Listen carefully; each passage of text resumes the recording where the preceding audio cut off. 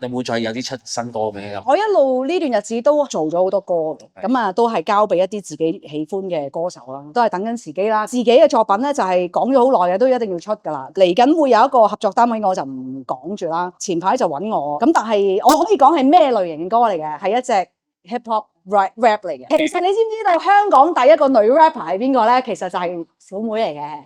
係啊，你可以 Google 翻香港嘅第一個女 rapper Miss Eva 咧，嗰個就係我嚟嘅。其實你哋真係聽我啲歌大嘅，即係別怪他呢啲係我寫嘅。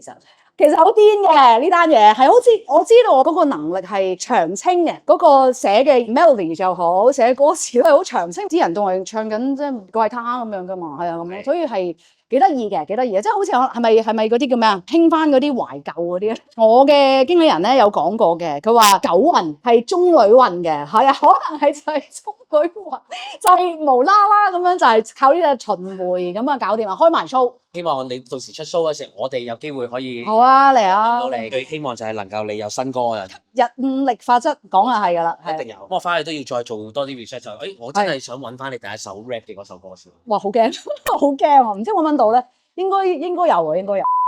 香港第一個女 rapper 啊嘛，咁我嘗試翻去揾下佢嗰啲音樂啦，喺 YouTube 又揾唔到，喺百度又揾唔到，咁但係皇天有不負有心人，終於俾我揾到一件好犀利嘅嘢，居然俾我揾到協合戰記嘅 CD。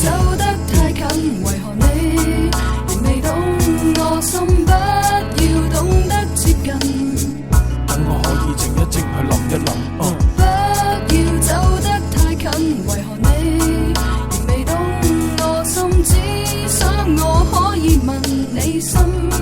最後要 show 翻馬米先，如果唔係馬米咧，我都唔會揾到呢一隻咁經典、咁限量版嘅一隻 CD。Thank you。